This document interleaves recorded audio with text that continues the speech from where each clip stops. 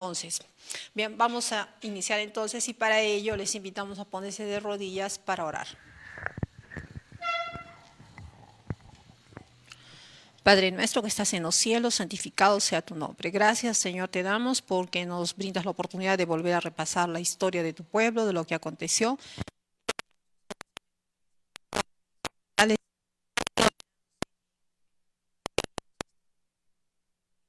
Amén. Muy bien, entonces damos inicio así, con el texto de Apocalipsis capítulo 13, versículos 16 y 17. Y hacía que a todos, a los pequeños y grandes, ricos y pobres, libres y siervos, se pusiera una marca en su mano derecha o en sus frentes, y que ninguno pudiese comprar o vender, sino el que tuviere la señal o el nombre de la bestia o el número de su nombre. Ciertamente para poner un sello en un documento hay que leer bien el documento para colocar ese sello. De otra manera, si le falta algo en ese documento al cual le vamos a colocar ese sello, ese signo, esa marca de nuestra empresa o como personas, entonces no lo firmamos. Así también, Dios va a imprimir su sello en la frente de su pueblo y a todos aquellos que cumplan con esos requisitos que Dios manda a través de su palabra. Nada menos que eso. Por su parte, el poder antagonista, llamado la bestia, también va a colocar su sello en la frente de todos sus seguidores. Y para ello también se ha valido de la comunicación, de la educación a través de todos los tiempos y de la imposición. A diferencia de Dios, que Dios propone, si tú quieres, obedeces, si no quieres, no lo haces. Si obedeces el camino de la bendición, si no obedeces el camino de la maldición. Si obedeces la vida, si no obedeces la muerte. Eso es lo que Dios propone, la muerte eterna. Por otra parte, el poder antagonista, el poder romano católico, unido al protestantismo apóstata, impondrá lo propio, a que se guarde un día que Dios no dio para su creación. Un sello que ha sido fraguado. Y fraguado lo decimos porque vamos a seguir estudiando este tema y vamos a ver en qué se ha fraguado en temas específicos, puntos específicos. Bien, entonces, y hacía que a todos, pequeños y grandes, ricos y pobres, se les pusiera ¿qué? La marca en sus frentes o en sus manos. Y eso a través del tiempo se logra, no de un día para el otro, sino a través del tiempo. Hay quienes se están amoldando, dice, para recibir la marca de Dios o la marca de la bestia. Bien, de igual manera ocurre lo propio. La verdad para este tiempo, por eso, es el mensaje del tercer ángel, ya dice proclamada con fuerte voz. Es un mensaje que ha venido sonando desde el año 1844 en adelante hasta nuestros días. Y hoy como nunca es una verdad presente. ¿Por qué? Porque hay una amenaza de vulneración, de violación a los derechos fundamentales, tales como la libertad de conciencia, la libertad de religión, la libertad de asociación, la libertad de pensamiento, la libertad de opinión. Básicamente, libertades civiles. ¿Bien? Entonces, por ello, es importante que se tenga que predicar rápidamente este mensaje al mundo entero para que la gente tenga derecho a saber cuál es la verdad y decidirse en favor del gobierno de Dios o en favor de un gobierno mundial que se impondrá contrario a las leyes de Dios. El tercer ángel, por eso dice que vuela por en medio del cielo y proclama los mandamientos de Dios y el testimonio de Jesús, representa nuestra obra. Bien, acá en el Perú, eso es lo que nosotros estamos estudiando ahora, ¿no? Estamos viendo si hubieron leyes dominicales en el Perú o no, y nosotros decimos que sí. ¿Y por qué razón? Lo vamos a demostrar. Y claro, las leyes dominicales al presente en el Perú todavía no son un decreto supremo. Sin embargo, de acuerdo a la profecía, se harán. Lo único que se espera es que inicialmente en los Estados Unidos se apruebe la ley dominical por un decreto supremo. Bien, que se dará en los Estados Unidos. No será estatal, sino federal. Y como efecto dominó, de acuerdo a la profecía, en todos los países del orbe, en todos los países de la tierra, se aprobará esta ley dominical. Probablemente se haga a través de la OIT, ¿bien? Y por otros intereses políticos y económicos. Por ello, entonces nosotros queremos demostrar y estamos demostrando de que en el Perú también han habido leyes dominicales. Y vamos a ver siempre esto. No olvidemos cuándo se dio la primera medida pública en favor de la observancia del día domingo. En el edicto de Constantino. La ley dada por Constantino el 7 de marzo del año 321 después de Cristo relativa al día de descanso era como sigue: que todos los jueces y todos los habitantes de la ciudad y todos los mercaderes y artesanos descansen el venerable día del sol. Empero, que los labradores atiendan con plena libertad al cultivo de los campos, ya que acontece a menudo que ningún otro día es tan adecuado para la siembra del grano o para plantar la viña. De aquí que no se deba dejar pasar el tiempo favorable concedido por el cielo. Código de Justiniano, libro 3, título 12, párrafo 2 y 3.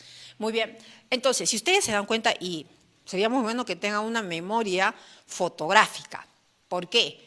Porque esta misma ley se va a aplicar y se aplicó en el Perú inmediatamente después de la conquista. Y eso lo vamos a ver ahora. Bien, ahora, ¿qué más encontramos en este edicto? Que ha venido sonando y ha sido un copia-pega a través del tiempo y de las edades para el mundo llamado cristiano. Y es algo que también se tiene que determinar, ¿no? El verdadero mundo cristiano observó el día sábado, los mandamientos de Dios, pero el mundo católico romano observó este día impuesto por un emperador romano. Bien, ¿qué más nos dice este edicto? Descansen todos los jueces, la plebe de las ciudades y los oficios de todas las artes el venerable día del sol. Eso significa que todavía no había sido convertido, él seguía adorando al sol invictus. Pero trabajen libre y lícitamente en las faenas agrícolas, los establecidos en los campos.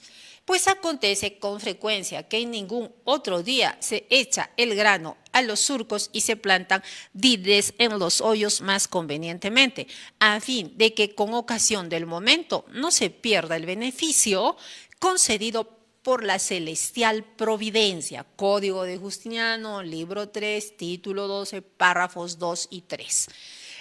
Continuando, el original latín se halla además en J.L.B. Mosheim, o Mosés, Historia Eclesiástica. ¿Qué más? El diccionario enciclopédico hispanoamericano, artículo domingo, dice: el emperador Constantino, en el año 321, fue el primero que ordenó una rigurosa observación del domingo, prohibiendo toda clase de negocios jurídicos, ocupaciones y trabajos. Únicamente se permitía a los labradores que trabajaran los domingos en faenas agrícolas, si el tiempo era favorable.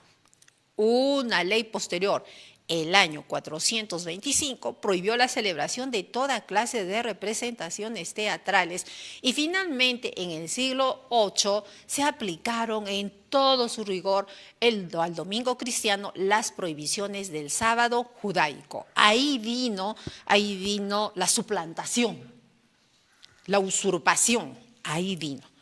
¿Bien? No es aquí que los apóstoles, que Jesucristo cambiaron la solemnidad del sábado al domingo, no fue así. El mismo Pablo, apóstol a los gentiles, observó el día sábado hasta el final de sus días, dejándonos con esos ejemplos para nosotros, dejándonos ejemplo de que él seguía obedeciendo la ley de Dios y la ampliación de la ley de Dios, la ley de Moisés, por eso dice, ¿no? He guardado lo que dice la ley de Moisés.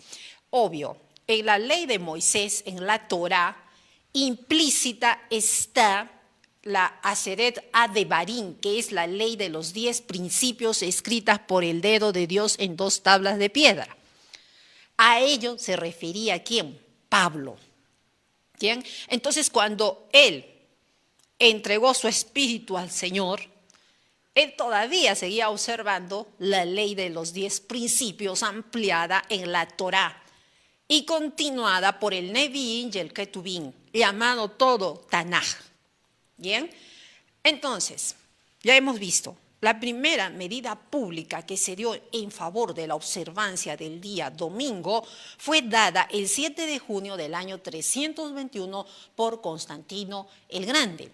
En el año 445 de Jesucristo, el emperador Valentiniano III publicó una ley por la cual declaraba al obispo de Roma cabeza de la Iglesia occidental. La resistencia a la autoridad del obispo de Roma se condenaría como una ofensa al Estado de Roma. Claro, a la sazón, en esa época, en el otro lado del mundo, en Occidente, y básicamente en el llamado Virú o en el imperio llamado Tahuantinsuyo, estaban adorando al sol. ¿Bien? Claro, adorando al sol. Hay algunos puntos más, menos, ciertas diferencias, sí, con el mundo llamado romano, ciertamente. Si hacemos un estudio nada más de las mitologías, de todas las culturas, vamos a compararlas y vamos a ver que no hay mucha diferencia. Pero bueno, eso aquí en el occidente estaba ocurriendo, ¿no? Adorando al sol. Y en el otro lado, en Europa y básicamente en Roma, se estaba imponiendo a la adoración del día domingo, al sol invictus, adoración al sol invictus. ¿Bien? Ahora, mire, siguiente, vamos a ver, eso es lo que nos decía Fisher, ¿no?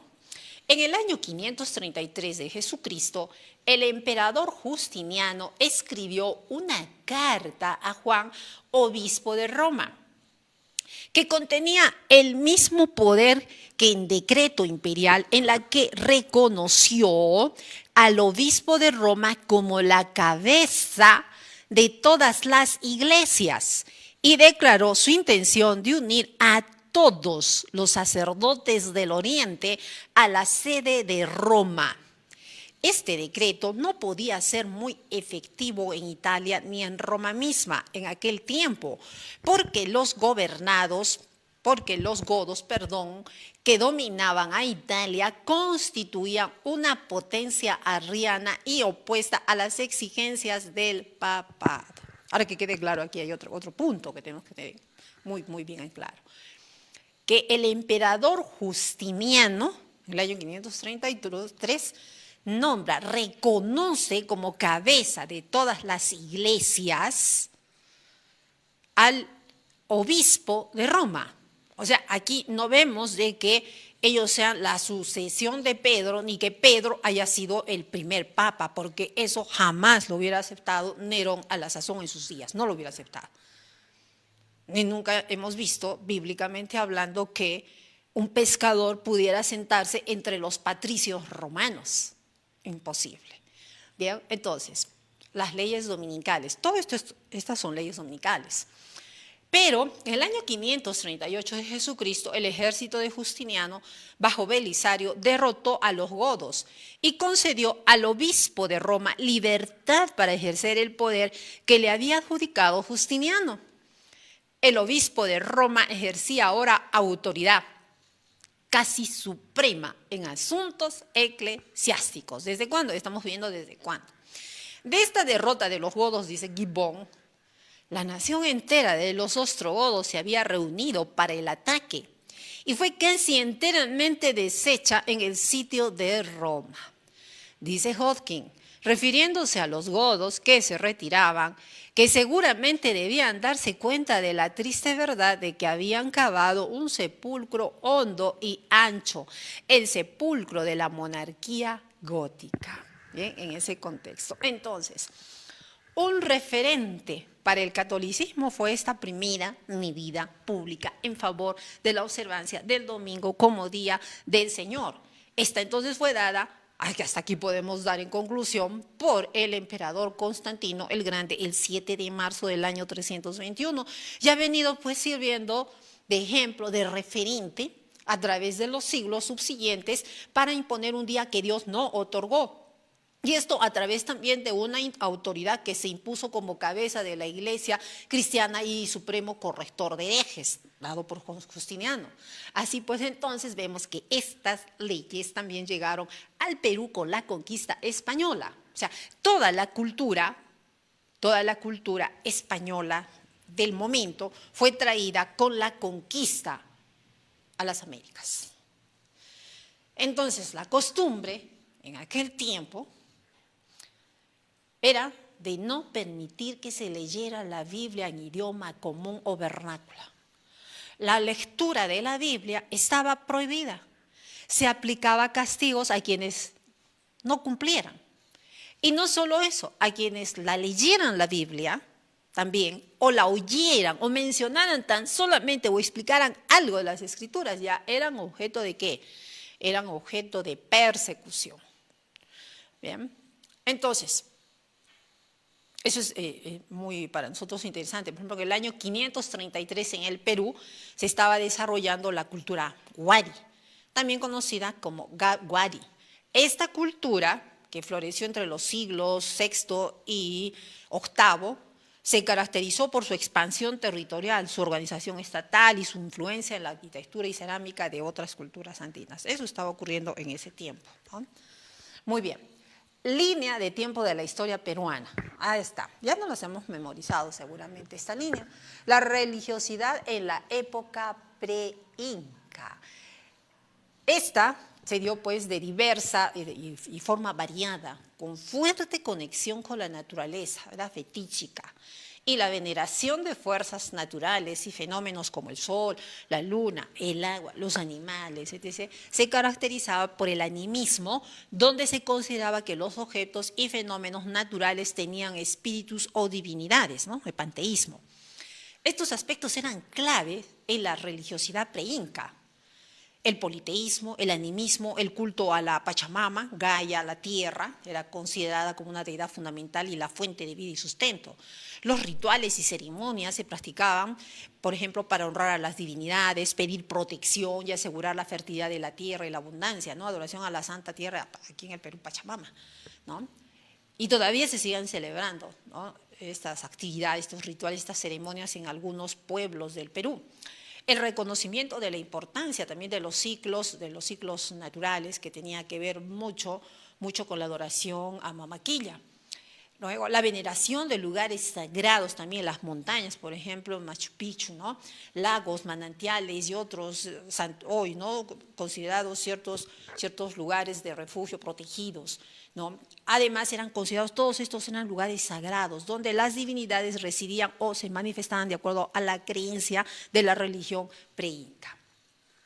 Entre esas divinidades pre-incas encontramos, por ejemplo, a Inti, al dios Sol, ¿no? Que se lo adoraba como la fuente de vida, luz y calor. A Mamaquilla, la diosa luna, ¿no? La diosa de la luna, se la consideraba la patrona de la fertilidad y la familia real. La Pachamama, madre tierra, los sacrificios se practicaban en animales y humanos y otros objetos también de valor para honrar a las divinidades. Habían también prácticas de adivinación y curación, se utilizaban prácticas de adivinación basadas en la observación también de los ciclos naturales y el uso de plantas medicinales. Bien, hasta aquí, en resumen, podríamos decir que la religión pre-inca en Perú era compleja y diversa expresión de la cosmovisión andina, caracterizada por una profunda conexión con la naturaleza, al culto a múltiples divinidades y práctica de rituales y ceremonias para mantener el equilibrio del mundo. Bien, ¿qué estaba ocurriendo? Hay una ventanita, por favor, que se nos ha abierto por ahí.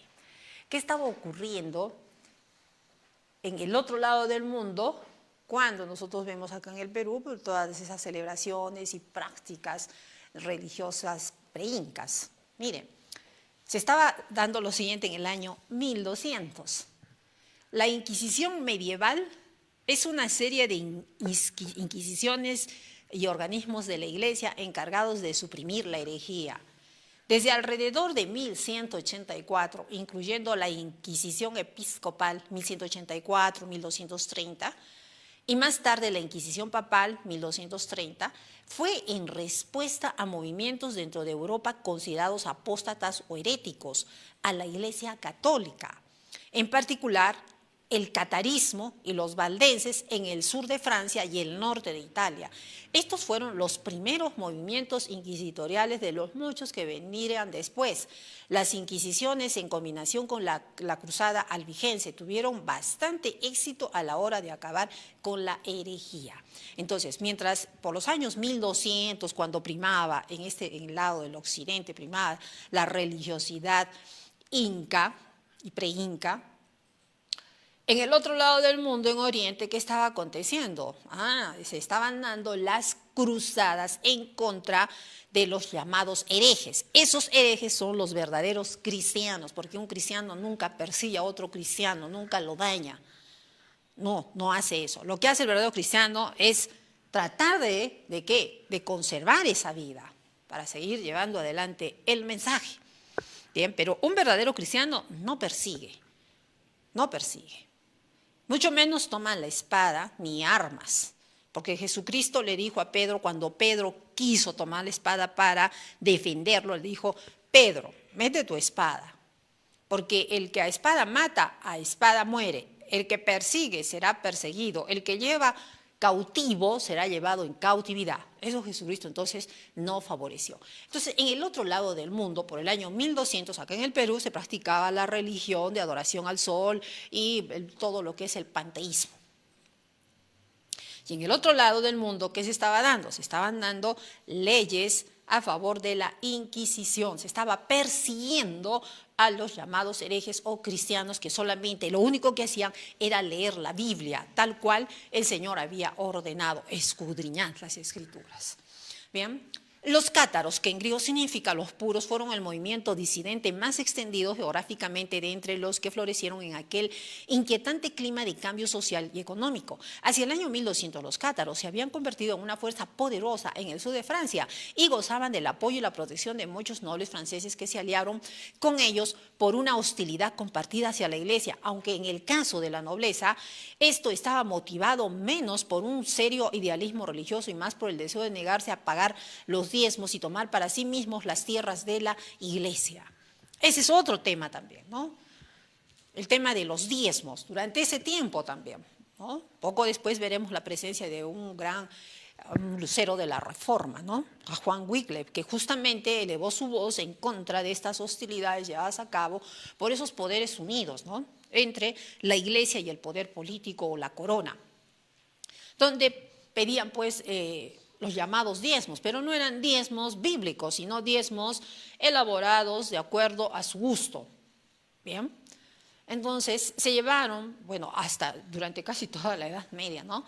Cuando se tocaban las arcas de la iglesia era suficiente motivo para ser objeto de persecución psicológica y finalmente el martirio. A la presión psicológica pues se pisoteaba un bien jurídico llamado dignidad, no les importaba, ¿no? Injurias, calumnias, finalmente la difamación, al estilo Jezabel, ¿no? Para apoderarse de lo que no le correspondía, se valió sistemáticamente de ciertas leyes y operó con las mismas leyes para condenar al justo. Bueno, eso estaba ocurriendo en el año 1200, tanto en Occidente como en Oriente. En Occidente, la adoración al sol, básicamente en el imperio del Tahuantinsuyo.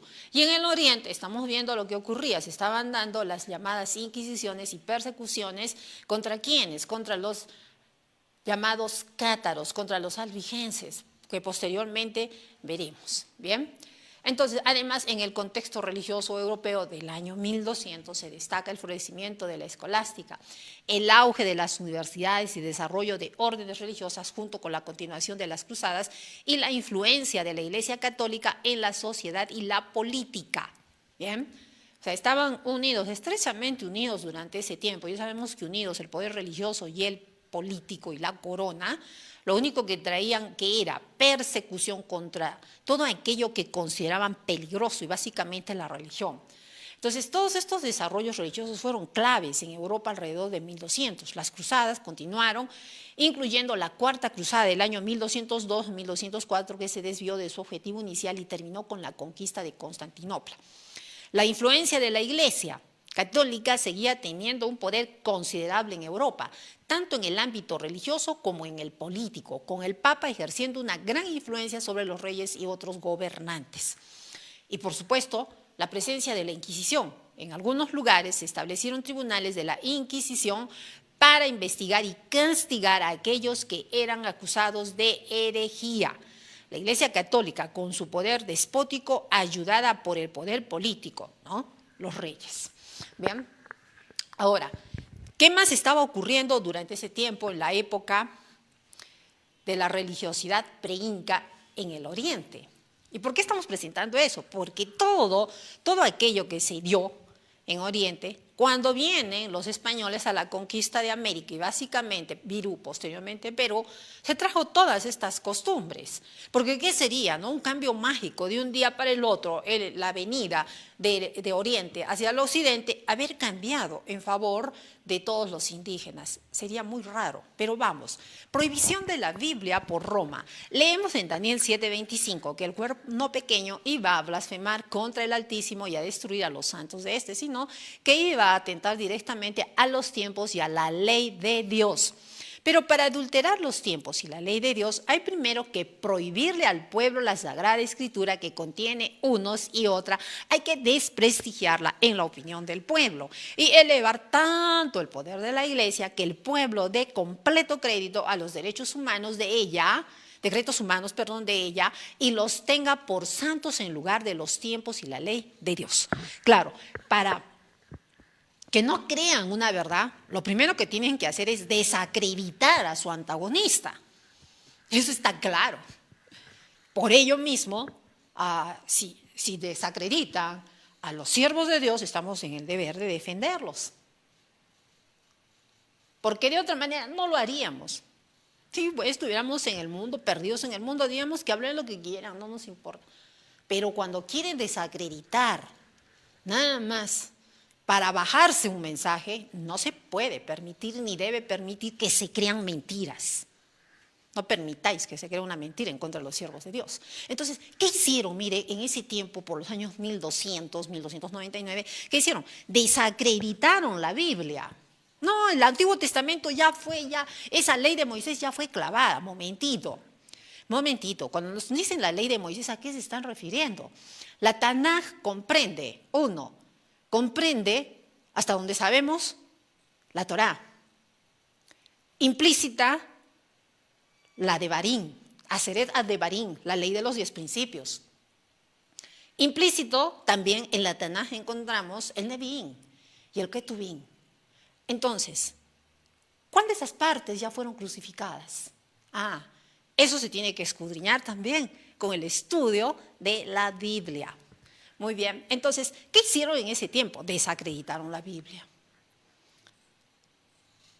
Pusieron duda en las Sagradas Escrituras. A ese acto se le llama ¿qué? Panteísmo. Ese panteísmo ya se dio por primera vez, ¿dónde? En el Edén. ¿Con quién? Con Eva. Desacreditar la palabra de Dios. Con que Dios nos ha dicho, mira, no vas a morir, mírame a mí, le dijo la serpiente. Entonces, ¿qué introdujo? El panteísmo. Y al panteísmo, ¿qué le siguió? El espiritismo, toda suerte de engaños. Eso se volvió a repetir y se volverá a repetir hasta el mismo fin, porque es una guerra entre dos poderes, es un poder que viene desde el cielo. Satanás oponiéndose a la ley de Dios. Muy bien, entonces miren, para no creer en las Sagradas Escrituras, ¿qué se hizo? Desprestigiarla. Ya había decretado el Sínodo de Tolosa de Francia en 1299 en su Canon 14, los laicos no deben poseer los libros del Antiguo ni del Nuevo Testamento. No pueden tener más que el Salterio, el Breviario o también el Devocionario de María, y aún estos no deben ser traducidos en idioma vulgar. ¿Para qué? Para que la gente no entienda. Sigamos a ver, vamos a ver. El Canon 14 del Concilio de Toulouse, celebrado el año 1229, prohibió a los laicos poseer la Biblia en lenguas vernáculas, no latín, y restringió la posesión de la Biblia en general a solo el Salterio y los oficios divinos, que son escritos de la Iglesia. Esta decisión buscaba evitar la interpretación errónea de las Escrituras por parte de personas no instruidas en teología y prevenir la propagación de herejías. ¿Qué les parece? Está escrito el Canon 14 del Concilio de Toulouse. El contexto. El Concilio de Toulouse fue un concilio local de la Iglesia Católica convocado por el obispo de Toulouse. Fulco de Marsella. Albigenses, el concilio se convocó en el contexto de la lucha contra el catarismo, también conocido como el albigenismo, un movimiento religioso considerado herético por la Iglesia, porque leían las Escrituras y se ajustaban a lo que decían las Escrituras. Restricción a la lectura de la Biblia. La decisión de restringir el acceso a la Biblia en lenguas vernáculas se tomó para evitar que los laicos interpretaran las Escrituras de forma independiente y se alejaran de la doctrina oficial de la Iglesia. Se quería imponer la interpretación de la Iglesia Católica. La interpretación no es privada, la interpretación de la Biblia está en la misma Biblia. No tenemos por qué recurrir más fuera de este libro. Tenemos el mismo diccionario de la Biblia, es la Biblia. En estos aspectos, ¿no? Donde encontremos metáforas, por ejemplo, cuando hablamos de bestia, ¿dónde nos remitiremos? ¿A un diccionario común? No. Nos tendremos que remitir al mismo contexto bíblico. ¿Dónde iremos? ¿Qué nos dice Daniel, capítulo 7?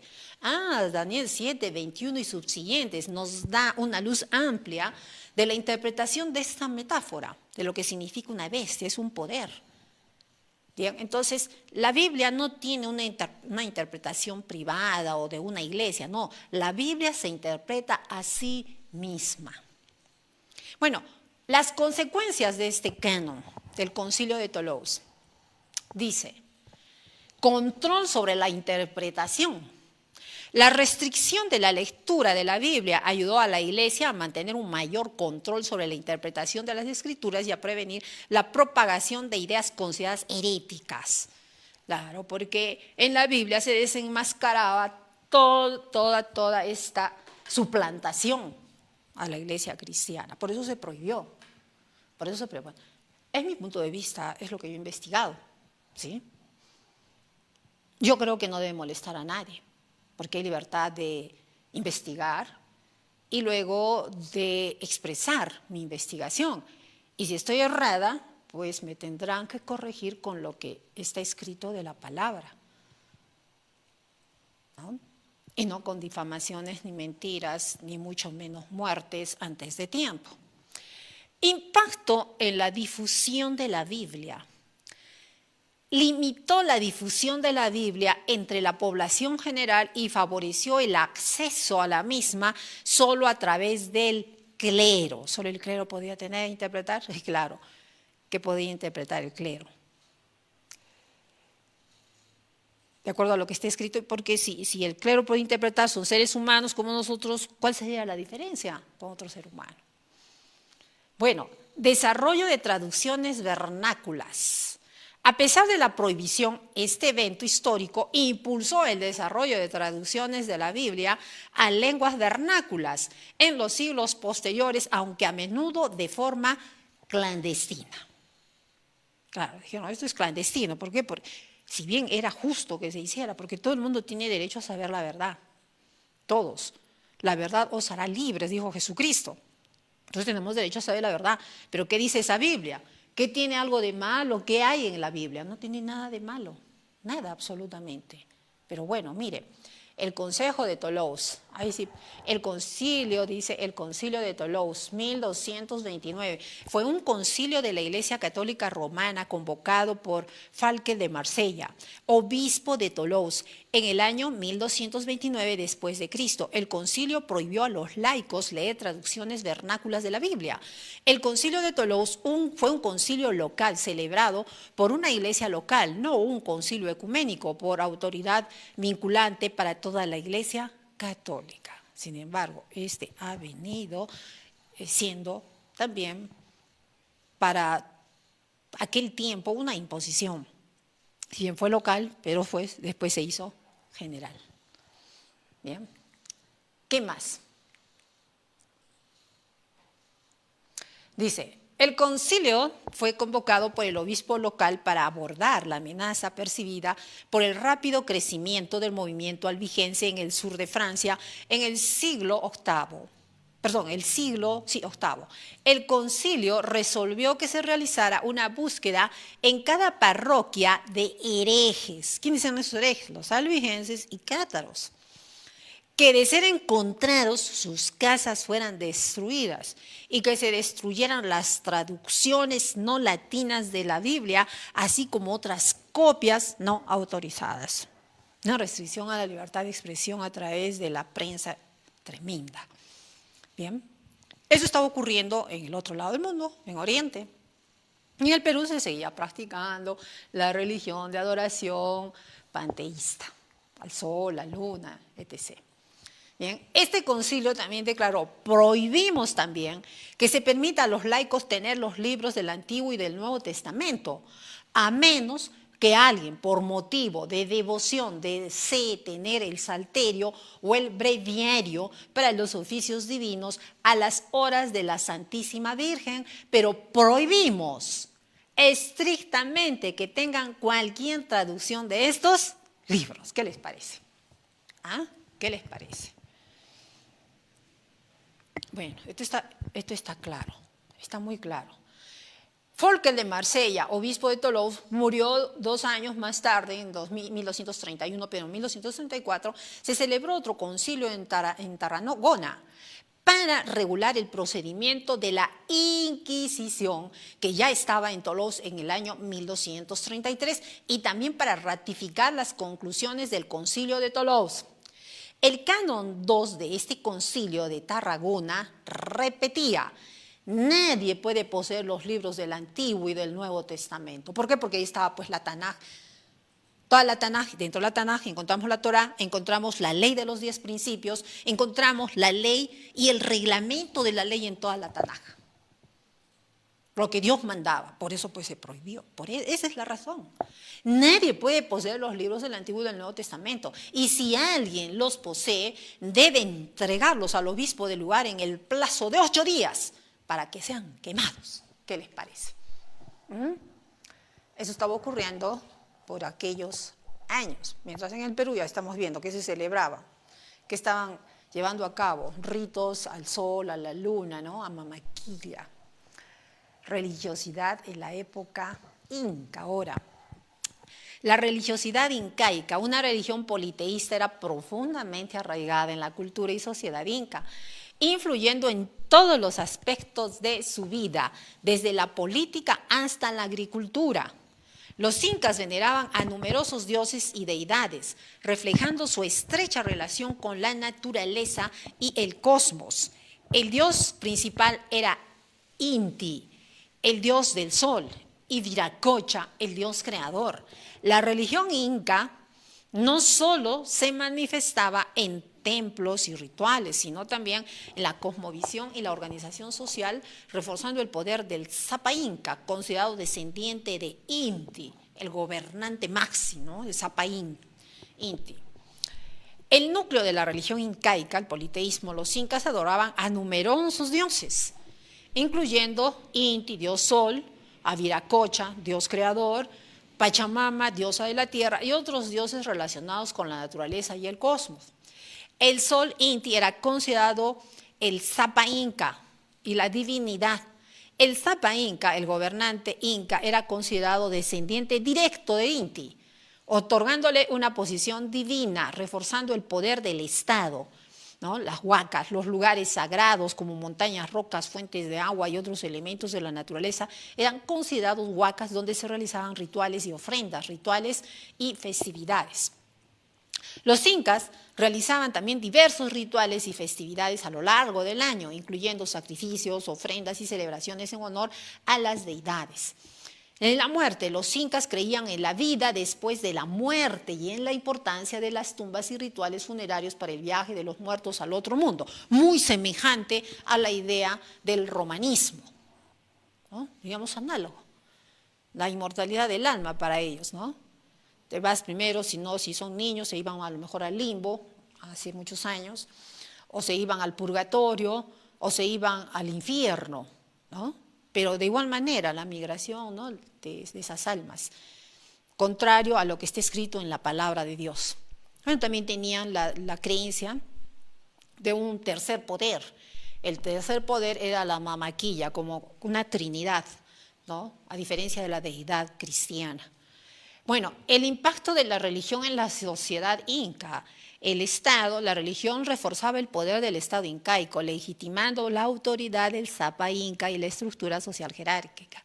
La sociedad, la religión estaba presente en todos los ámbitos de la vida social, desde la agricultura hasta la guerra, influyendo en la moral, las costumbres y las relaciones sociales. En cuanto a la economía, la religión incaica también tenía un impacto en la economía, en el cultivo de plantas sagradas, la dedicación de tierras y la creación de templos que requerían mano de obra. Bueno, realmente era un imperio muy organizado, ¿eh? Si no, de otra manera no hubieran llegado a ser imperio. Bien. El arte y la arquitectura. La religión incaica inspiró la creación pues, de obras de arte como textiles, esculturas y cerámica, y de edificios religiosos como templos y santuarios. En resumen, la religión incaica era una parte esencial de la civilización inca, moldeando su cultura, sociedad y Estado. Bien, entonces, el Estado inca promovió la veneración al dios creador, Viracocha, al dios sol Inti, a la diosa luna Mamaquilla, bien, al dios del trueno, Yapa, y la madre tierra, Pachamama, y una gran cantidad de otras deidades. Esa es la religión. Bien, y nosotros comparamos a lo mejor con la religión o la creencia católica romana. Tiene similares, ¿no? Tiene muchos santos a los cuales adora, tiene intercesores. ¿Y desplazan a quién? A Jesucristo, el verdadero intercesor. Y justamente de eso pues se levantaron los reformadores, a eso se levantaron los reformadores durante la última parte de la Edad Antigua, la Edad Media, ¿no? Los valdenses, por ejemplo, ¿no? ¿A quién reconocían como único mediador? A Jesucristo. Posteriormente, los cristianos que poseyeron la Biblia, como por ejemplo Wycliffe, encontraron de que el único mediador, el único que podía mediar por nosotros, interceder por nosotros, era Jesucristo. Bien. Bueno, en la religión ahora vamos a ver en el descubrimiento. Por el año 1522 después de Cristo. ¿Qué estaba ocurriendo al otro lado del mundo? Ahí vemos, Lutero estaba defendiendo fuertemente la verdadera justificación por la fe. El justo por la fe vivirá. Justificados pues por la fe, tenemos paz para con Dios por medio de nuestro Señor Jesucristo y nada más. Bien, por quien también tenemos entrada por la fe a esta gracia en la cual estamos firmes y nos gloriamos en la esperanza de la gloria de Dios. ¿No? Eso venía predicando Martín Lutero por esos años, 1522, durante el tiempo del descubrimiento en este lado del mundo, en Occidente y básicamente en América. ¿Ya?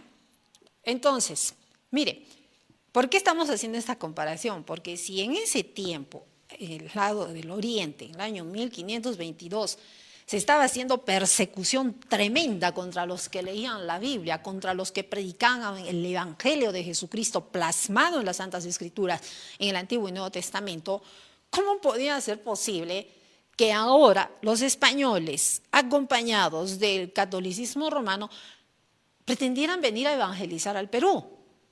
Claro, estaban viniendo a imponer su religión, que es otra cosa, pero no el cristianismo, no. Bien. En el tiempo del descubrimiento de América y la conquista española, la religiosidad en el Perú estaba dominada por la religión incaica, una religión politeísta y animista. Los incas adoraban a numerosos dioses, incluyendo, como hemos visto, a Viracocha, ¿no?, al dios creador, y otras deidades relacionadas con la naturaleza y los fenómenos geográficos. La religión incaica estaba profundamente arraigada en la vida social, influenciando sus festividades, sus ceremonias y la estructura. Además, en el año 1522, en el contexto religioso de Europa, se intensificó pues la reforma protestante, ¿no?, como estamos viendo en la imagen. Martín Lutero publicando su traducción de la Biblia en alemán y enfrentando la condena papal, o sea, lo que ya se había dicho en el concilio de Toulouse. No se tenía por qué tener la Biblia, imagínense, todavía traducida al alemán. Y enfrentando la condena papal, además surgieron tensiones y conflictos relacionados con la evangelización en América. Eso estaba ocurriendo. Bien, entonces, los acontecimientos claves de la época, la Biblia de Lutero, en septiembre del año 1522, Martín Lutero publicó su traducción del Nuevo Testamento al alemán, cosa que también estaba prohibida. No se podía poseer la Biblia ni el Antiguo ni el Nuevo Testamento, y todavía menos en el idioma común, a la sazón, el alemán, ¿no? Lo que causó pues un gran impacto y ayudó a difundir sus ideas verdaderamente cristianas fundamentadas en la sola escritura, la Biblia. También a la sazón se condenó a Lutero por difundir el estudio de la Biblia y la doctrina de la verdadera justificación por la fe, el justo por la fe vivirá. Bien, el Papa Adriano VI, condenó a Lutero en mayo de 1522 mediante el edicto de Worms, después de que éste no se retractara de sus críticas a la autoridad papal. Eso estaba ocurriendo en el año 1522, miren el tiempo de la conquista en Occidente. Entonces, con la conquista española y la venida de la Iglesia Católica al Perú, entonces trajo las costumbres y cultura religiosa de la época, ¿no? Es decir, la observancia del domingo, en contraposición al sábado, la prohibición de la Biblia. Entonces nos vamos acercando más al momento de la conquista propiamente dicha. ¿Qué le entregó el fray de Valverde a Atahualpa en las manos? ¿Le entregó la Biblia o le entregó el breviario? Eso es lo que vamos a ver. Entonces no se trajo pues el Evangelio de Jesucristo como nos han hecho creer. Bien, entonces, para lograr defender la santidad pues, del domingo, se tenía que desacreditar también la Biblia. Pues, en resumen, el año 1522 fue un año crucial en la reforma protestante en Oriente, básicamente en Europa, con la difusión de la Biblia de Lutero y la condena papal, además de la expansión del cristianismo, entre comillas, en América y el surgimiento de conflictos relacionados con la encomienda, que es otro asunto también, ¿no? La encomienda, los encomenderos, ¿no? Bueno, en el tiempo entonces del descubrimiento de América y la conquista española, la religiosidad en el Perú estaba dominada por la religión inca, una religión politeísta y animista. Los incas adoraban a numerosos dioses, incluyendo a Viracocha. Bien, la creencia católica se convirtió en una fuerza dominante en el Perú colonial. Eso vamos a ver ahora. Bien, entonces, religión en la conquista. ¿Cuándo se dio la conquista? El 16 fue una puesta del sol de sábado del 16 de noviembre del año 1532. Bueno, también encontramos en el libro de Isaías, capítulo 19, que los adoradores del sol, llegado un momento, caerían, ¿no? Caerían. Y bueno, estaba llegando su momento, que el Señor haya permitido que este poder haya entrado es para solamente abrir el camino posteriormente al cristianismo, para poderse expandir en la predicación encomendada a su pueblo. Bien, Francisco Pizarro, veamos un poquito el contexto. Francisco Pizarro envía a un fraile llamado Fray Vicente de Valverde para hablar con el inca Atahualpa. El fraile llevaba un libro. Esto es un breviario, si ustedes ven ahí la imagen. Este es un libro, ¿no? El breviario. Y le pidió al Inca que aceptara la autoridad del rey de España. Así como también le presentó los requerimientos. El fraile Vicente de Valverde le dio a conocer a Atahualpa el requerimiento, que es un documento que exigía la sumisión al rey de España y la conversión entre comillas, al cristianismo, en realidad al catolicismo. Este requerimiento era una formalidad legal utilizada por los conquistadores españoles para justificar sus acciones y su lectura a Atahualpa, y fue un pretexto para justificar la posterior captura del Inca. Increíble, ¿no? Así es como se ha venido haciendo quedar mal al cristianismo. Es por eso que hay mucha gente que dice: la religión es el opio del pueblo. ¿Cómo puede ser posible que hayan perseguido otros humanos, cristianos a cristianos? Es que no fue así. Fueron católicos, pero no cristianos. Bien, entonces el requerimiento esencialmente, ojo, me estoy refiriendo al sistema.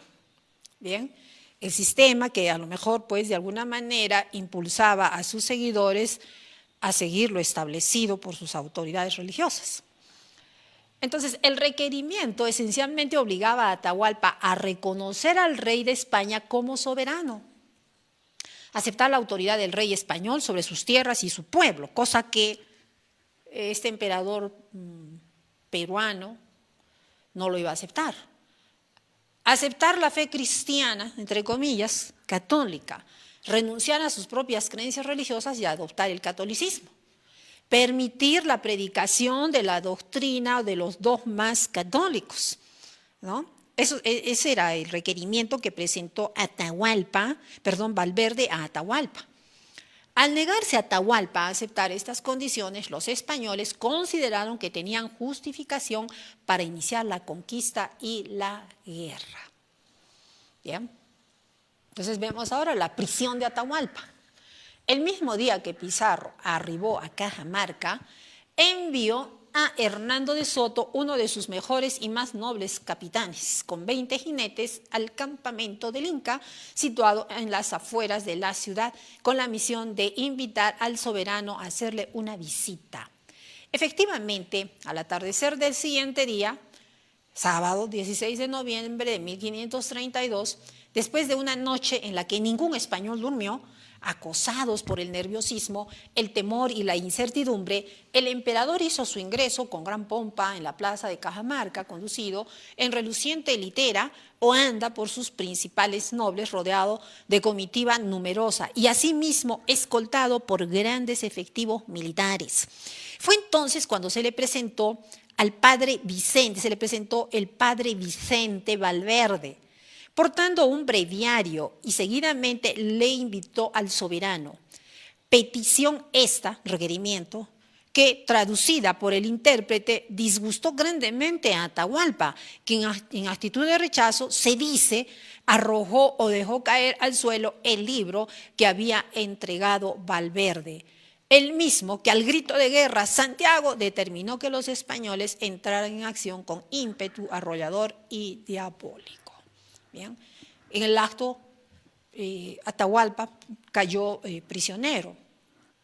Y para que no fuera herido, de acuerdo a la historia, Pizarro tuvo que proteger a Atahualpa, ¿no? Casi fue herido. Pero bueno, los conquistadores habían dado el golpe mortal al imperio de los incas, aunque la lucha de los indígenas contra los invasores peninsulares se prolongaría por varias décadas más. Veamos ahora qué es el breviario. ¿Bien? Ese breviario es un libro litúrgico que se parece físicamente a la Biblia, pero que no es la Biblia. Entonces es un libro litúrgico utilizado en el cristianismo, entre comillas, porque en realidad es en el catolicismo, especialmente por el clero, para recitar el oficio divino, ya sea el clero secular o regular, también conocido como las horas canónicas. Este libro contiene salmos, lecturas, himnos, oraciones y otros textos necesarios para la recitación diaria de estas oraciones. En términos más simples, un breviario es un compendio de las oraciones diarias que se recitan a lo largo del día y que forman parte de la vida litúrgica de la Iglesia. Originalmente, el breviario estaba destinado a la oración privada, pero con el tiempo, especialmente con el auge de la vida monástica, se convirtió en una práctica de oración pública, articulada en 7 momentos fijos de oración. Por lo tanto, un breviario es un recurso esencial para el clero y aquellos que siguen la liturgia de las horas, proporcionando los textos necesarios para la recitación diaria del oficio divino. Hasta aquí, ¿qué podemos decir? Miren, ¿se estaban aplicando las leyes dominicales en el Perú para el momento de la conquista? Sí, porque no se presentó la Biblia. ¿Qué se presentó aquí? Se presentó el breviario. Se continuaría después con la adoración del día domingo. ¿Bien? ¿Qué es un requerimiento? De acuerdo a, bueno, vamos a ver aquí un poquito. ¿Qué era un requerimiento? El jurista español Palacios Rubios redactó una fórmula de proclama en la que, a través de un rápido resumen sumario de la historia de la salvación y la teología papal del medioevo, se invitaba a los indios a someterse al yugo del rey de España. Si lo hacían, serían respetados; si no, se entraría por fuerza a sus pueblos y quedarían cautivos. Este era el famoso requerimiento que desde 1513 formó parte del equipaje de todo conquistador castellano. Eso dice quién. Mire, aquí nos dice eso el jurista Palacios Rubios. Ahora vamos a ver, de acuerdo a Armando Nieto, ¿qué nos dice? Dice el requerimiento, según el padre Armando Nieto, partía de algunos supuestos teológicamente erróneos, pero para la mentalidad de la época daba una cierta tranquilidad de conciencia a sus inventores y a los que lo aplicaban. De hecho, el exceso de la teología que el requerimiento contenía era considerable, teniendo en cuenta la mentalidad de los indios a quienes se les transmitía el documento. Bien, ahora, ¿qué nos dice el anónimo sevillano, publicado por Raúl Porras Barrenechea? Nos relata el episodio de Cajamarca en los siguientes términos. Un fraile de la Orden de Santo Domingo, con una cruz en la mano, queriéndole decir que las cosas de Dios, le fue a hablar a Atahualpa y le dijo que los católicos eran sus amigos y que el señor gobernador le quería mucho y que entrase a su posada a verle. El cacique respondió que él no pasaría más adelante hasta que no le devolviesen lo que le hubieran quitado, ¿no? Dejando al fraile aquellas pláticas con un libro que traía en las manos, le empezó a decir las cosas de Dios que le convenían, pero él no las quiso tomar y pidiendo el libro al padre se lo dio, pensando que lo quería besar. Y él lo tomó y lo echó encima de la gente. Y el muchacho, que era de la lengua, filipillo, que allí estaba diciéndole aquellas cosas, fue corriendo luego y tomó el libro y diólo al padre, y el padre se volvió luego dando voces, ¿no? Diciendo: salid, salid, salid cristianos y venid, oh católicos, ¿no? A estos enemigos, perros que no quieren las cosas de Dios, que me ha echado aquel cacique que que ha echado al suelo el libro de nuestra santa ley, ¿no? Ese es su libro, ¿no? Su libro, su santa ley es el breviario, el requerimiento, pero no es la Biblia. ¿Ya? Podríamos mencionar muchos otros más, pero el breviario justamente era ese, ¿no? La liturgia de las horas, también llamada oficio divino o breviario, que es el conjunto de oraciones oficiales de la Iglesia Católica, Ortodoxa y Anglicana fuera de la misa, articuladas en torno a las horas canónicas. Entonces, incluye salmos, a lo mejor del Antiguo y Nuevo Testamento, lecturas bíblicas, himnos, oraciones y otras piezas litúrgicas. Entonces, dentro de la Iglesia Católica Romana, el breviario romano es el más utilizado y se encuentra en la base de la actual liturgia de las horas. Es esencial para la vida religiosa católica, que permite a los fieles participar en la oración oficial de la Iglesia a lo largo del día a través de la recitación de las horas canónicas. Entonces, ¿qué se le entregó en las manos a Atahualpa? ¿La Biblia? No, el breviario. ¿Qué se le dio a conocer? El requerimiento. ¿Qué decía el requerimiento? Que te tienes que someter a la corona española y aceptar a Dios, a Dios que es bueno, no sé, ¿no? Tantas cosas así. Y evidentemente, pues, Atahualpa, que se creía el hijo del dios Sol, no iba a aceptar la imposición de alguien que viniera diciendo ser otro dios o que le hablen de otro dios. Bien, ahora, después de la conquista española, vamos a ver, ¿qué hacían los indígenas peruanos, llamados así a través de la historia y los escritos? ¿Qué hacían los domingos los indígenas peruanos? Después de la conquista española, los domingos para los indígenas peruanos se convirtieron en un día de adaptación a las nuevas dinámicas impuestas por la colonización, combinando elementos de sus tradiciones con la imposición religiosa y social española. Claro, se trajo pues esa costumbre, ¿no? Si bien se mantuvieron algunas prácticas ancestrales, se vieron obligados a participar en actividades relacionadas con la doctrina, entre comillas, cristiana, porque en realidad era católica, como la asistencia a misa y a adaptarse a las nuevas estructuras sociales y económicas como el trabajo en las encomiendas, ¿no? Que bueno, vamos a ver más adelante, si es que hay tiempo, un poco más de las encomiendas, pero que fue un total abuso. En realidad fue esclavismo. Para muchos otros que dicen, no, eso es leyenda negra, no, pero la historia dice otra cosa, hay que leer la historia tal cual está. Bien, bueno, las adaptaciones a la realidad. La asistencia a la misa, ¿cómo era? Era los domingos. Aquí no se hablaba entonces, estaba evangelizando de acuerdo al sábado, de acuerdo a la ley de Dios. No, no, no. Esto es ley dominical también. Los indígenas eran obligados a asistir a misa. ¿Qué dice? Obligados a asistir a misa los domingos, como parte del proceso de evangelización forzada. Y ojo que yo no soy nacionalista, ni pertenezco a ningún partido político, ni grupo, ni alianzas, ni nada. Yo sencillamente estoy investigando las leyes dominicales como parte de la iglesia adventista del séptimo día que soy. De esa asociación de 1863, claro está. Probablemente con mis defectos, como cualquier ser humano, ¿no? Parte de la iglesia militante que aspira a ser parte de la iglesia finalmente triunfante. Pero yo presento esto. Trabajo en las encomiendas, tenían que trabajar en las encomiendas. Los domingos también podían ser días de trabajo en las encomiendas, donde eran explotados en labores agrícolas o mineras. Agrícolas, claro, en realidad tenía un trasfondo religioso.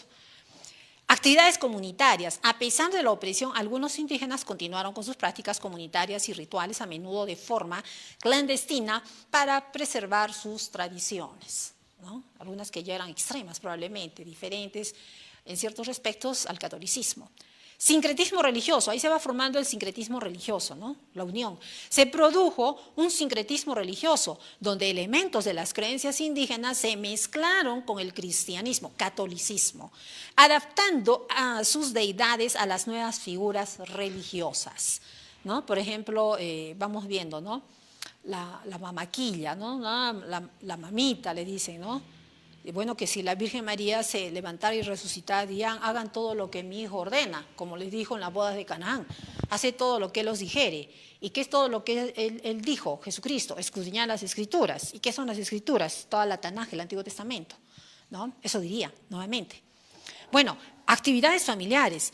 En algunos casos, las familias indígenas se reunían en sus casas compartiendo alimentos y recuerdos, especialmente los días más fríos alrededor del fogón, donde se contaban historias y sucesos. Fiestas y celebraciones también. Se realizaban fiestas con instrumentos y danzas tradicionales, a menudo como una forma de recuerdo, pues, de lo que fue en el pasado. Cambios en la vida cotidiana. Pérdida de derechos. Los indígenas perdieron gran parte de sus derechos y autonomía con la conquista española, pasando a ser súbditos de la corona española y, en consecuencia, también a obedecer una religión de la corona española. Explotación económica. La conquista trajo consigo la explotación de los recursos naturales y la mano de obra indígena, afectando su forma de vida y economía. Choque cultural. La imposición de la cultura española generó un choque cultural, donde se vieron obligados a aprender una nueva lengua, religión y costumbre. Lo que a nosotros nos importa es la religión. En resumen, los domingos para los indígenas peruanos, después de la conquista, fueron un día de transición, donde se enfrentaron a la imposición de una nueva cultura y religión, al tiempo que intentaron preservar sus tradiciones y costumbres ancestrales, muchas veces de forma clandestina. ¿Bien? Y un poquito más vamos a ver, un poquito más, porque bueno, nos va a demandar a lo mejor unas 2 reuniones más para ver este tema, porque lo que queremos demostrar es que al Perú vinieron las leyes dominicales dadas por Constantino el Grande el año 321, sí, las estamos viendo. ¿Bien? Porque aquí no se enseñó nada de la ley de Dios, las escrituras estaban prohibidas. ¿Qué se enseñaba? El breviario, obligados a ir el domingo a la misa a escuchar el breviario, ¿no? Religión en la época de la colonia y virreinato. Antes tenemos que ver si hubo colonización o no. ¿Qué es colonizar? Bueno, de acuerdo a lo que nos dice aquí la RAE, Diccionario de la Lengua Española, nos dice formar o establecer colonia en un país es ocupar, invadir, conquistar, someter, dominar, oprimir. Te tienes que someter, pues, ¿no? ¿Hemos visto el breviario? No. Te tienes que someter aquí a la religión, entre comillas, cristiana, que en realidad es el catolicismo. Entonces, es una colonización también religiosa. La colonización religiosa se refiere al proceso de imposición de una religión, usualmente, entre comillas, el cristianismo, ¿no? Pero el cristianismo nunca se impone, jamás. Nunca te dice, si tú no haces, te mando a la hoguera, si no haces lo que yo no, no. El cristianismo te invita a reflexionar en lo que Dios dice a través de su palabra y luego te invita a decidir a decidirte por Dios o por el enemigo de Dios. Aquí no hay puntos medios, no hay puntos neutrales. En el libro de Deuteronomio, capítulo 11, versículos 26 y 27, encontramos claramente la propuesta que Dios hace a su pueblo, ¿no? Te invito a que sigas el camino de la bendición o de la maldición. Aquí no hay caminos a medias, no hay. O es o no es. O es blanco o es negro. O es frío o es caliente, porque tibio, dice, te vomito de mi boca. Bien. Entonces, que quede bien claro esto. En estos contextos, a lo mejor cuando leemos la historia, ¿no? O buscamos en internet, encontramos siempre, cuando se habla acerca de lo que hizo el catolicismo, se le menciona como cristianismo, y no es así. Creo que llegó el momento de decir las cosas como son, ¿no? Si se ha suplantado mucho tiempo al cristianismo, pues yo creo que es momento de decir, no, pues no es así, quítate de tu error. Que uno es libre de seguir la religión que le parezca, claro, sigue tu religión, sigue tu romanismo, tu catolicismo, pero no digas cristianismo, porque haces quedar mal a los cristianos de las épocas pasadas, ¿no? Entonces, la colonización religiosa se refiere al proceso de imposición de una religión, usualmente el cristianismo, por parte de las potencias colonizadoras europeas en los territorios conquistados de América, África y Asia. Este proceso no solo implicó la conversión de los habitantes locales a la nueva fe, sino también la destrucción de sus sistemas religiosos y culturales preexistentes, así como la adaptación de la religión impuesta a las estructuras coloniales. El proceso de colonización religiosa incluyó la evangelización, la destrucción de símbolos religiosos, la adaptación de la religión a la estructura colonial y la creación de un nuevo orden religioso y cultural. Bien, la evangelización es la predicación y la enseñanza de la fe o de los dogmas católicos a la sazón, ¿no? O lo que da a conocer aquí, pues, esta inteligencia artificial nos dice la predicación y la enseñanza de la fe cristiana a los pueblos indígenas, a menudo acompañada de la construcción de iglesias y la imposición de prácticas religiosas cristianas. Aquí tenemos que corregir también a la inteligencia artificial, no son prácticas cristianas, sino católicas. Es para eso, entonces hay que escudriñar las escrituras. La destrucción de símbolos religiosos.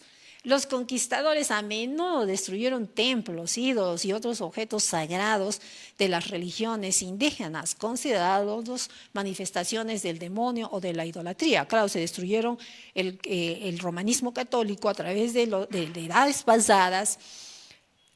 ¿Qué hizo?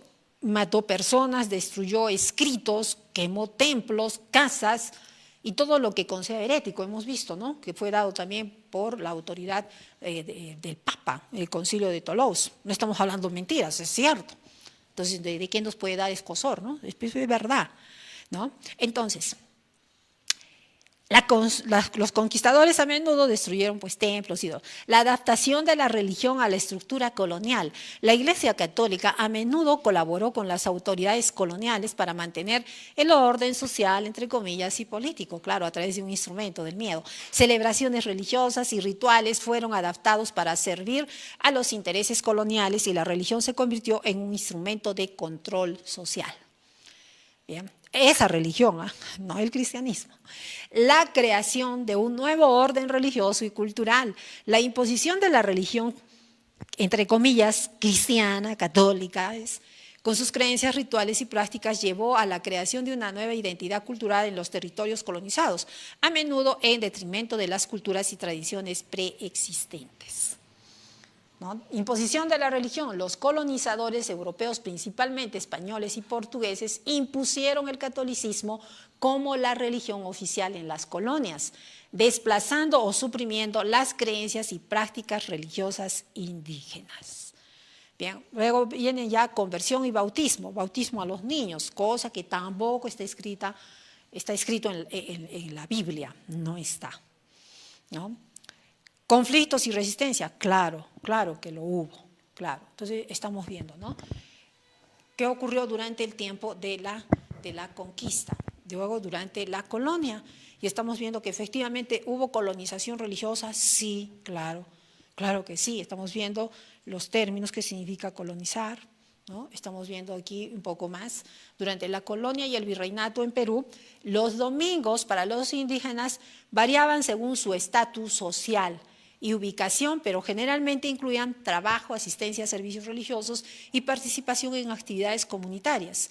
Los domingos eran días de descanso formal, pero la realidad era a menudo una mezcla de obligaciones impuestas por los españoles y prácticas culturales propias. O sea, está escrito, no es una cuestión que uno se la haya inventado. Bien, entonces, durante la colonia y el virreinato vemos que también hay determinadas actividades, ¿no?, de ocio, de relajación, ¿no? ¿Qué más vemos? Por ejemplo, vemos aquí, aunque la religión, dice, católica se impuso, algunas comunidades indígenas lograron mantener ciertas prácticas religiosas tradicionales, a menudo mezcladas con el catolicismo, especialmente en áreas rurales. ¿Qué más? En las actividades de ocio y recreación, en algunos casos los indígenas podían participar en juegos, bailes y otras formas de entretenimiento, a menudo organizadas por las propias comunidades. Luego, reparación de las casas, para eso en eso también se ocupaba. El descanso, a pesar de las actividades mencionadas, el domingo era un día de descanso relativo. En comparación con los días de trabajo forzado, el domingo les permitía recuperar energías y pasar tiempo con sus familias. ¿Qué les parece?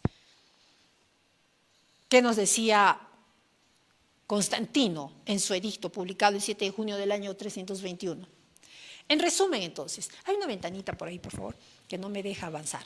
En resumen, los domingos eran un día de obligaciones, pero también de oportunidades para los indígenas. Si bien debían asistir a misa y en algunos casos continuar trabajando, también tenían la posibilidad de participar en actividades comunitarias, celebrar sus propias tradiciones, comerciar y descansar, aunque en un contexto de dominio colonial. Entonces, estamos demostrando, ¿no? Y vamos a quedarnos aquí porque de verdad hay mucho más por ver, características de esta ley dominical. Estas leyes dominicales trajeron mucho sufrimiento durante esas épocas, ¿no? Especialmente la colonización, del virreinato, y bueno, vamos a ver más adelante todas las demás épocas, ¿no? Después de la independencia hasta nuestros días. Estas leyes dominicales continúan, pero todavía no tienen esa fuerza de decreto supremo. Pero de acuerdo a la profecía, las tendrán. Bien, las tendrán. Entonces, hasta aquí hemos visto acerca de la religiosidad, cómo fue traída desde el momento de, a lo mejor, pues, de las investigaciones que ya se estaban haciendo para el descubrimiento de América, ¿no? Posteriormente ya vemos la conquista, ya vemos también la colonia y en el virreinato. ¿Que se observó el día domingo? No, eso es lo que nosotros estamos demostrando. ¿Qué se trajeron esas leyes dominicales? La corona española era católica por excelencia, los reyes católicos, por eso se le dice. Y es evidente que ellos tenían que traer las costumbres de la fe católica y para ello se traían a alguien que iba a estar presente custodiando esa fe católica traída al Perú. Inicialmente, ¿quién fue en el Perú? Ya, abiertamente. Fray Vicente de Valverde. Bien, entonces, ¿los indígenas guardaban el día sábado? No, ellos guardaban el día domingo. El día domingo, y muchas veces el domingo tenían que trabajar en labores agrícolas. ¿Por qué? Porque se aplicaba lo mismo que decía pues ese edicto de Constantino. Y si lo leen ustedes un poquito más, lo profundizan en el catecismo, entonces van a encontrar que quien les habla no está hablando fuera de lo que fue en el contexto del tiempo y lo que está escrito en sus mismos libros. Bien, es mi deseo y oración, queridos amigos y hermanos, que ustedes hayan logrado captar, entender y también que sea a lo mejor un objeto de curiosidad para que vayan a investigar para ver si estas cosas son así o no. Para dar conclusión a este segmento, les pido por favor ponerse de rodillas para orar.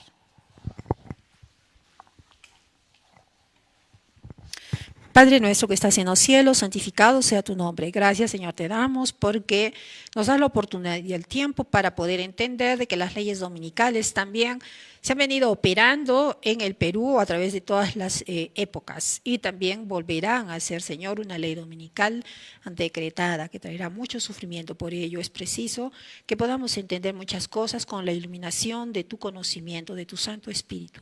Te pedimos, Señor, que cierres este programa con el sello también de tu bendición. Quédate con nosotros en las horas que restan de este sagrado día. En el nombre de Jesús. Amén. Bien, queridos amigos y hermanos, no se desenganchen de este canal porque continuamos con una excelente programación. Tengan todos un excelente día de sábado.